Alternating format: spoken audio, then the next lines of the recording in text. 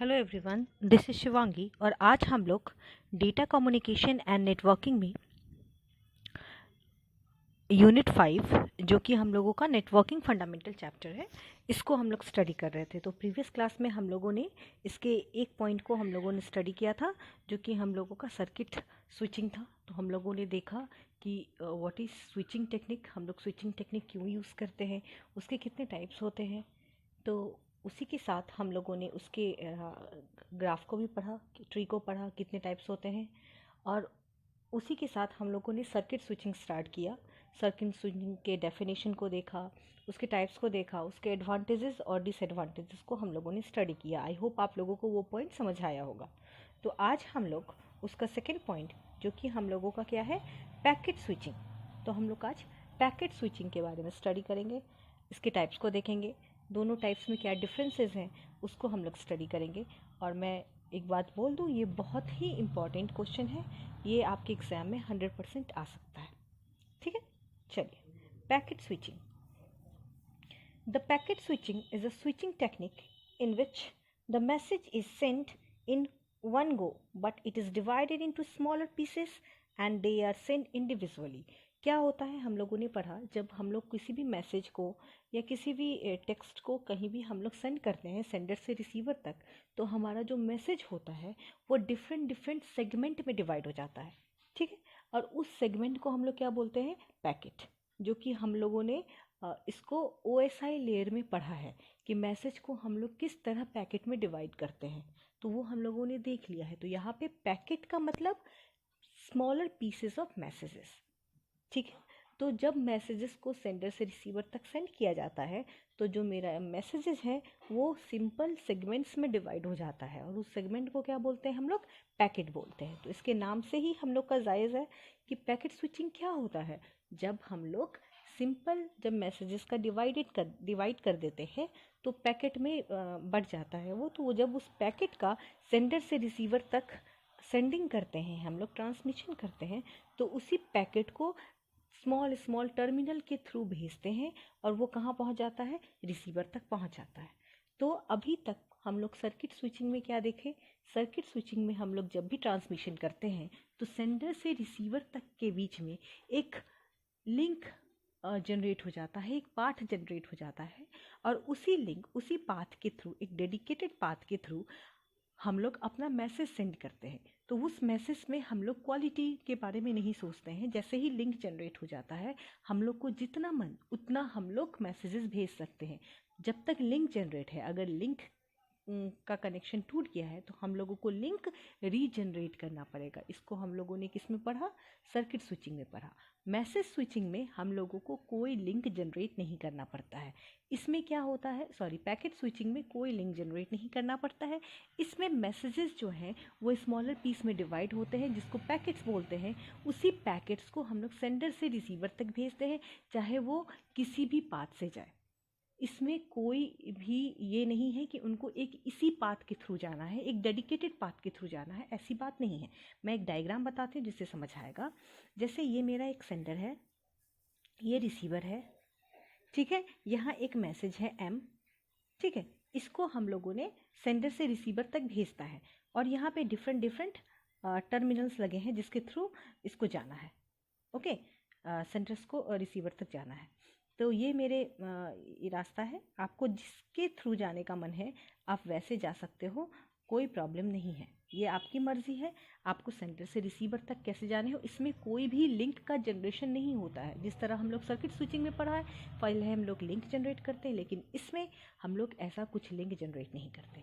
अब क्या है, इस मैसेज को हम लोग स्मॉलर पीसेस में डिवाइड करेंगे। तो इस मैसेज को हम लोग स्मॉलर पैकेट्स में डिवाइड कर दिए, तो ये यहाँ पे 3-4 पैकेट्स डिवाइड हो गया। ठीक है, हो सकता है एक पैकेट मेरा इस पाथ के थ्रू जाए, एक पैकेट मेरा इस पाथ के थ्रू जाए, एक पैकेट मेरा इस पाथ के थ्रू जाए। ठीक है, तो जब हम लोग रिसीवर तक उस पैकेट को पहुंचते हैं तो इस सारे पैकेट को एक नंबरिंग कर दिया जाता है।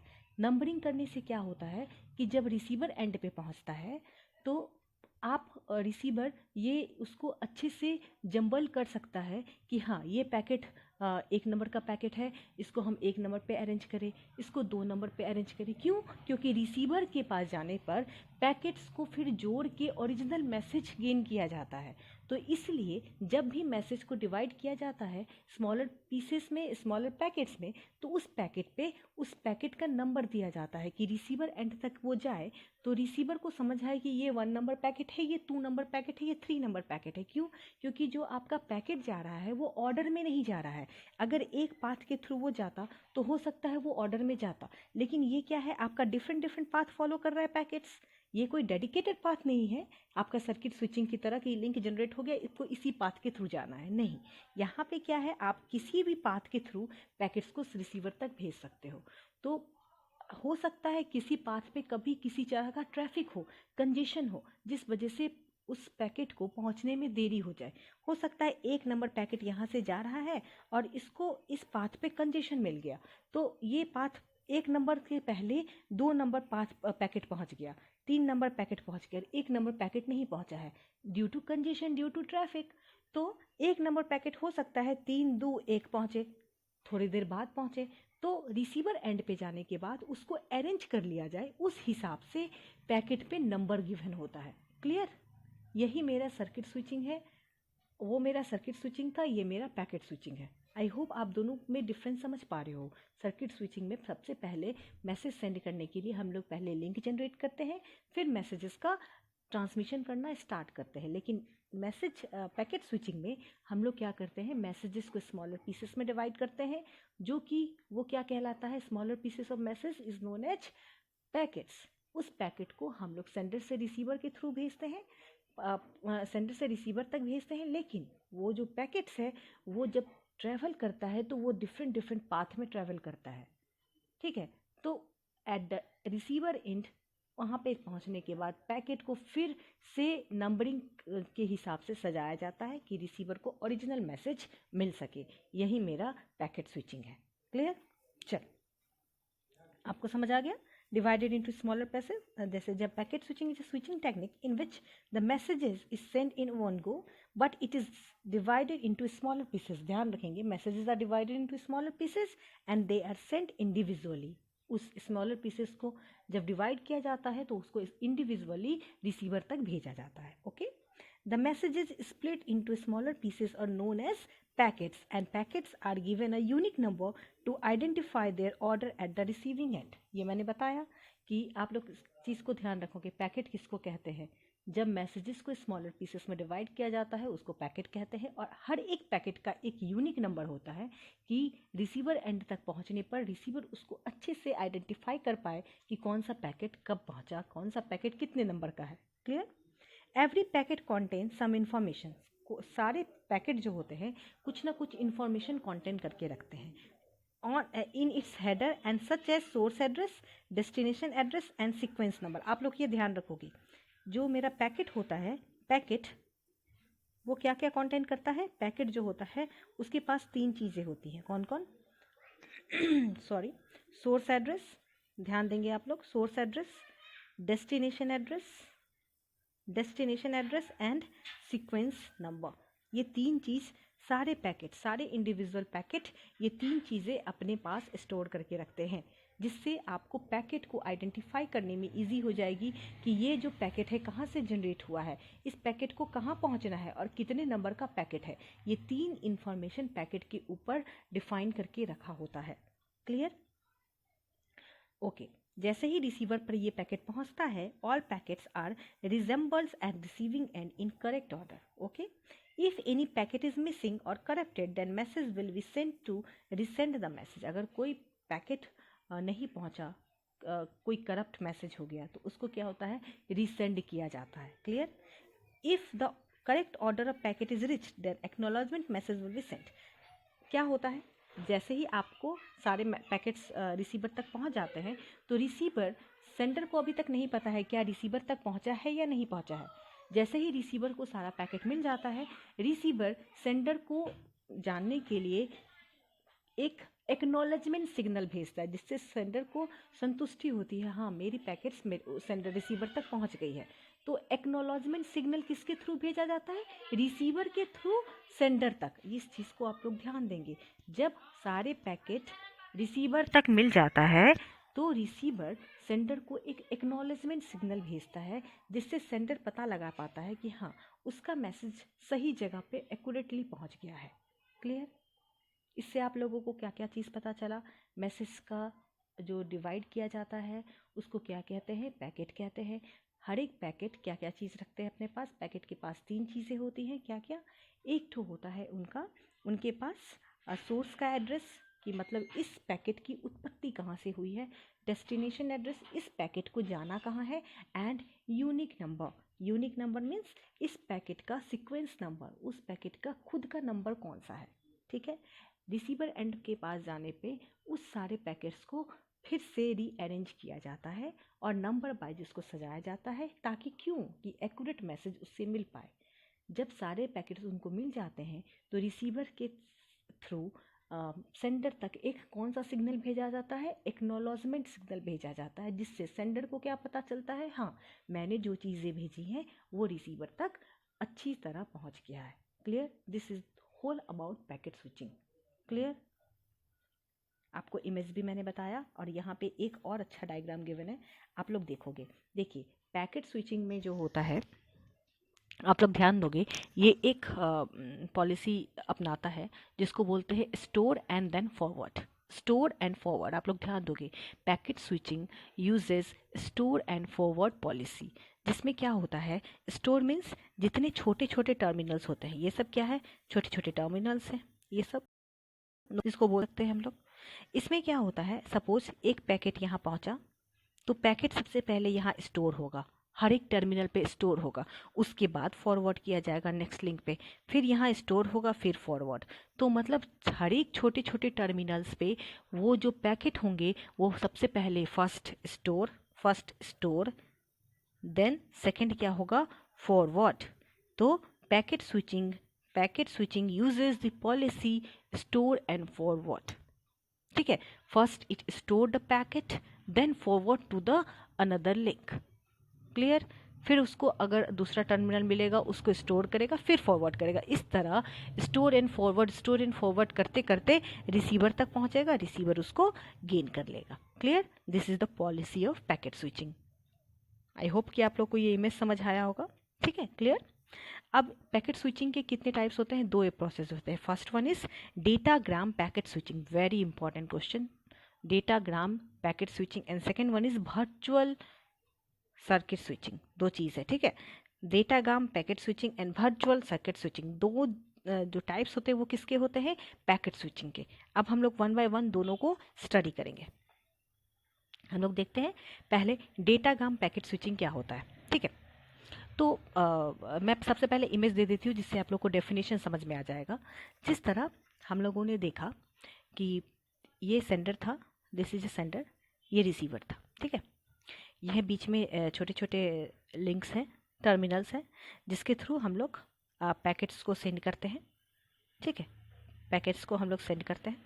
तो जो हम लोगों का 2 टाइप्स है, datagram and virtual.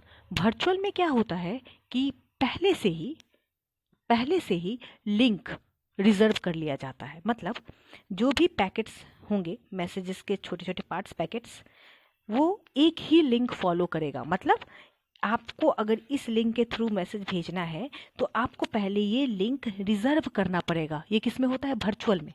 Reservation of bandwidth, reservation of link, reservation of path. ठीक है? उसमें क्या होगा कि आपके जो पैकेट्स होंगे वो क्या होंगे? एक पैकेट पहले फॉरवर्ड करेगा, रिसीवर तक पहुंचेगा, फिर दूसरा। तो इसमें आपका जो भी पैकेट होगा वो इन ऑर्डर में होगा, कोई आउट ऑर्डर में नहीं होगा। मतलब समझ पा रहे हो?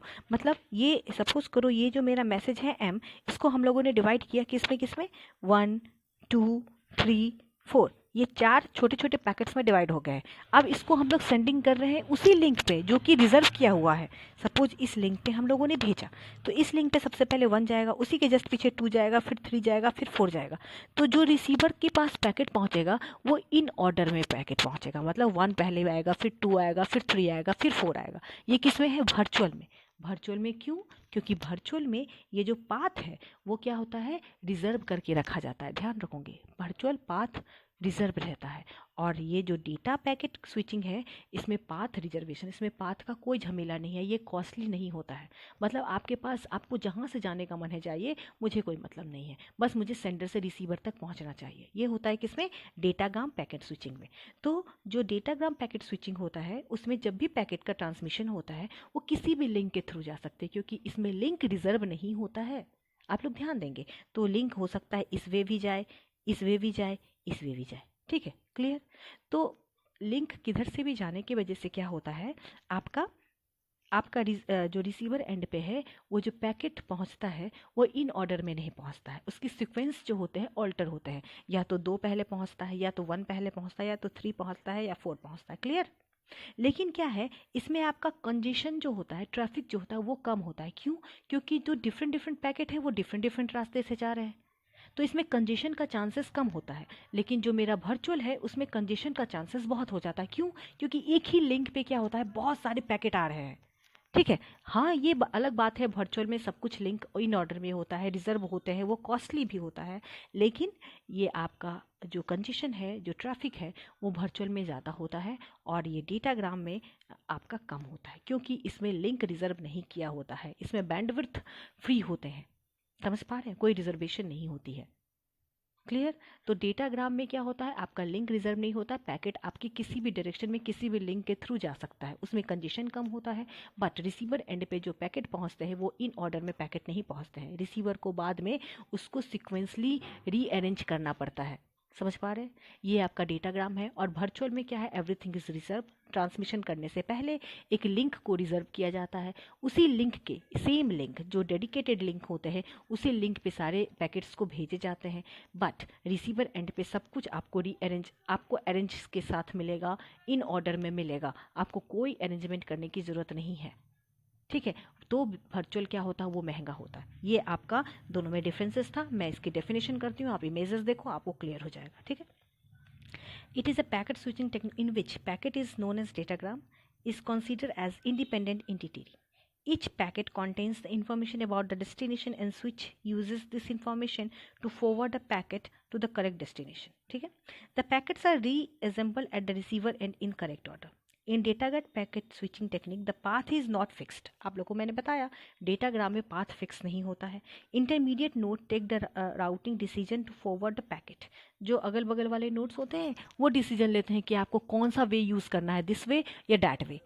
ठीक है, दिस वे या डैट वे, आपको इंटरमीडिएट नोड डिसीजन लेंगे। ठीक है, datagram packet switching is also known as connection less switching. इसमें क्या होता है, कनेक्शन लेस मतलब आपको पहले से कोई सेटअप करने की जरूरत नहीं पड़ती है, ये कनेक्शन लेस होता है, मतलब कोई लिंक जनरेट नहीं करना पड़ता है, कोई रिजर्वेशन नहीं करनी पड़ती है। इसलिए आप लोग ध्यान दोगे, डेटाग्राम पैकेट स्विचिंग को कनेक्शन लेस स्विचिंग भी कहते हैं। ठीक है, क्योंकि इसमें जो मेरा पाथ होता है वो फिक्स नहीं होता है, कोई सेटअप करने की ज़रूरत नहीं पड़ती है पहले। ठीक है, आप लोग देखो देखो जैसे ये इमेज है, ए से बी तक देख पा रहे हो, ये मेरे डिफरेंट डिफरेंट रास्ता है। आपने यहाँ से पैकेट आया 1 2, देखो 1 और 4 आपका इस वे से गया, फिर 4 इधर आ गया, 1 इधर गया। ठीक है, समझ पा रहे हैं? आपका डिफरेंट डिफरेंट सारे पैकेट्स देखो अलग अलग डायरेक्शन में जा रहे हैं, अलग अलग डायरेक्शन में जा रहे हैं, और यहाँ पे आप देख पा रहे हो जिस तरह का ऑर्डर था उस ऑर्डर से अलग मिला है बी को, तो फिर बाद में उसको रीअरेंज करना पड़ रहा है। ये डेटाग्राम है, मतलब आपका कोई भी लिंक जो है वो फिक्स नहीं है, ये कनेक्शन लेस है। ये मेरा डेटाग्राम है। क्लियर? आई होप आपको समझ आया होगा। कोई प्रॉब्लम हो तो आप लोग मुझसे पूछ सकते हो। ठीक है, चलिए नेक्स्ट देखते हैं हम लोग वर्चुअल। वर्चुअल क्या होता है? Virtual circuit switching is also known as connection oriented switching. Connection oriented switching किसको बोलते हैं? वर्चुअल सर्किट स्विचिंग को। क्यों? क्योंकि जब भी मैसेज सेंडिंग होता है या पैकेट सेंड करते हैं तो सबसे पहले ही एक लिंक को रिजर्व किया जाता है, एक लिंक को जनरेट किया जाता है। ठीक है, in the case of virtual switching a pre plan मतलब reservation, pre plan route is established before the messages send. Pre plan message भेजने से पहले ही एक प्लानिंग कर लिया जाता है कि मैसेजेस जो हैं इसी वे जाएंगे, कोई दूसरे वे, मेरे मैसेजेस मेरे पैकेट्स भटकने नहीं चाहिए, ये इसी वे को फॉलो करेंगे, इसी रास्ते से जाएंगे। ये होता है वर्चुअल में। ठीक है, call request and call accept packets are use to establish the connection. Sender तरफ से क्या होता है, रिसीवर को पहले एक कॉल रिक्वेस्ट जाती है, क्या क्यों? क्योंकि लिंक जनरेट करने के लिए आपको पहले कॉल रिक्वेस्ट जाना पड़ेगा। आपने सर्किट स्विचिंग में पढ़ा है लिंक कैसे जनरेट होता है। आपको पहले सेंडर की तरफ से रिसीवर की ओर एक कॉल रिक्वेस्ट जाएगा, फिर अगर रिसीवर चाहता है कि ये लिंक जनरेट हो तो वो कॉल को एक्सेप्ट करेगा। समझ पा रहे हो? कॉल जैसे ही एक्सेप्ट कर लेगा, दोनों के बीच में एक लिंक जनरेट हो जाएगा। जैसे ही लिंक जनरेट होगा, आप जितने भी पैकेट से आप सेंड कर सकते हो। ये आपने सर्किट स्विचिंग में पढ़ा है। वही सेम चीज़ वर्चुअल में भी यूज़ हो रहा है। मतलब मैसेज सेंडिंग करने से पहले एक प्री प्लान्ड लिंक जनरेट कर दिया जाता है सेंडर और रिसीवर के बीच में। उसी लिंक के थ्रू मैसेजेस को, पैकेट्स को भेजे जाते हैं। क्लियर?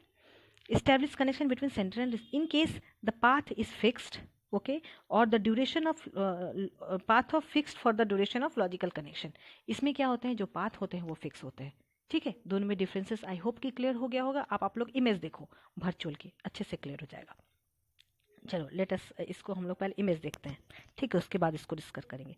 देखिए यहाँ पे क्या है, सेंडर एक रिसीवर, ठीक है, ये दो नोड है ए बी, ठीक है, जो भी इसके बीच में कनेक्शन ये दोनों। सबसे पहले सेंडर से एक रिसीवर की तरफ, सेंडर से रिसीवर की तरफ एक सिग्नल गया, कॉल रिक्वेस्ट। फिर क्या किया सेंडर ने, उसको बैक किया कॉल एक्सेप्ट। मतलब आपने जो कॉल भेजा है, आपका वो सिग्नल मैंने एक्सेप्ट कर लिया, मतलब ये लिंक जनरेट हो गया है। अब क्या हो रहा है, डेटा सेंडिंग हो रहा है। समझ पा रहे? जैसे ही डेटा सेंडिंग हो रहा है, जैसे पूरा डेटा सेंड हो गया तो बी को वो डेटा मिल गया, सब कुछ अरेंज में मिला है। इसमें इन ऑर्डर में डेटा मिलेगा, क्योंकि बी को फिर से रीअरेंजमेंट नहीं करनी पड़ेगी, क्योंकि ये कॉस्टली है। इतना खर्चा करके उसने लिंक जनरेट किया, तो फिर से वो क्यों खर्च करेगा रीअरेंजमेंट में। तो बी को पूरा डेटा मिल गया। जैसे ही डेटा मिल गया, बी ने उसको एक सिग्नल भेजा, आप लोग देख रहे हो ACK इज एक्नॉलेजमेंट सिग्नल। आप लोग देख पा रहे हो, एक्नॉलेजमेंट सिग्नल। बी ने किसको भेजा, ए को भेजा। समझ रहे? बी ने ए को भेजा, ए समझ गया, सेंडर समझ गया कि हाँ मेरा पूरा पैकेट मिल गया है। अब वो क्या किया, क्लियर कर दिया, मतलब जो लिंक जनरेट हुआ था वो डिस्ट्रॉय कर दिया। ये समझ पा रहे हो? सबसे पहले कॉल रिक्वेस्ट इधर गया, कॉल एक्सेप्ट इधर गया, फिर ये डेटा सेंडिंग हो गया सेंडर से रिसीवर की तरफ, एक्नॉलेजमेंट सिग्नल किधर गया, सिग्नल सेंडर की तरफ, फिर क्लियर किधर गया, रिसीवर की तरफ। तो ये मेरा whole about virtual circuit switching. Clear? अब हम लोग इसके बारे में देखते हैं क्या क्या किया हम लोगों ने। In the diagram A B are sender and receiver. A B क्या है, सेंडर रिसीवर है। 1 2 और नोड्स हैं ए और बी के बीच में। Call request and call accept packets are use to establish the connection between the sender and receiver. क्या हो रहा है, ये जो कॉल रिक्वेस्ट और कॉल एक्सेप्ट जो है, ये सेंडर और रिसीवर के बीच के में लिंक जनरेशन के लिए हेल्पफुल है, कि पहले लिंक जनरेट करेंगे फिर मैं अपना पैकेट भेजूंगा। तो ये करने से क्या हो गया है, लिंक जनरेट हो गया। क्लियर? उसके बाद देखिए क्या है, call request and call accept packets are used to okay, when a route is established, data will be transferred. After transmission of data, an acknowledgement signal is sent by the receiver that the message has been received। ये हम लोग ने बताया था, acknowledgement किसकी तरफ से भेजा जाता है, रिसीवर की तरफ से, किसकी ओर, सेंडर की तरफ। ठीक है, if the user wants to terminate the connection, फिर क्या, अगर यूजर इस कनेक्शन को खत्म करना चाहता है क्योंकि उनका पैकेट भेजना खत्म हो गया है, तो a clear signal is send for the termination. Clear signal किसकी तरफ से भेजा जाता है, सेंडर की तरफ से भेजा जाता है, जिससे क्या होता है, आप दोनों का बीच में जो लिंक बना था वो खत्म हो गया। ये क्या है, वर्चुअल में रूट फिक्स होते हैं, डेटाग्राम में रूट फिक्स नहीं होते हैं। इसी तरह आई होप कि आप लोगों को डेफिनेशन से दोनों के बीच में डिफरेंसेस समझ आया होगा, लेकिन फिर भी हम लोग देखते हैं डेटाग्राम में क्या होता है। देखिएगा, node takes routing decision for the forward the packet. Node क्या होते हैं, वो एक डिसीजन लेते हैं कि कौन से रास्ते से पैकेट्स को भेजा जाएगा। ठीक है, इसमें क्या होता है, node does not take any routing decision. Node को कोई मतलब नहीं है कि किसके सहारे दूसरा पैकेट जाएगा, ये पहले से ही फिक्स किया हुआ आता है। ठीक है, congestion can not occur at as all the packets travel in the different direction. Congestion होता ही नहीं है। समझ पा रहे हो, कंजेशन क्यों होगा, क्योंकि सारे पैकेट डिफरेंट डायरेक्शन में होते हैं। लेकिन इसमें क्या होते हैं, सारे पैकेट एक ही रास्ते से जाता है, तो कंजेशन अकर हो जाता है। कंजेशन मतलब ट्रैफिक। समझ पा रहे हो, ट्रैफिक मतलब लोड, कंजेशन मतलब load. Clear? It is more flexible as packets are treated as independent entity. It is not flexible. क्या हो रहा है कि आपको पैकेट पे कोई प्रेशर नहीं है, वो किसी भी रास्ते में जा सकते हैं। तो किसी भी रास्ते जाने से क्या हो रहा है, पैकेट आपका इंडिपेंडेंट है, तो वो फ्लेक्सिबल। जहाँ पे इंडिपेंडेंट चीज़ होती है वहाँ पे सिस्टम मेरा फ्लेक्सिबल होता है, मतलब आप कैसे भी यूज़ कर सकते हो, आप में कोई रिस्ट्रिक्शन नहीं है। लेकिन जहाँ पे रिस्ट्रिक्शन होती है, लिमिट्स होती है, वहाँ पे क्या होता है, आपका सिस्टम फ्लेक्सिबल नहीं होता है, आप सिस्टम को कैसे भी यूज़ नहीं कर सकते हो, एक रूल और रेगुलेशन के तहत ही उस सिस्टम को यूज़ कर पाते हो। तो ये आपका फ्लेक्सिबल है और वर्चुअल क्या है, आपका फ्लेक्सिबल नहीं है। ठीक है, ये मेरा पूरा था पैकेट स्विचिंग के बारे में। अब आप लोग को समझ आया होगा, आई होप। कोई प्रॉब्लम है तो आप लोग मुझसे पूछ सकते हो। Thanks for watching. और अगर आपको प्रीवियस टॉपिक से भी कोई प्रॉब्लम है तो आप लोग पूछ सकते हो। Thank you.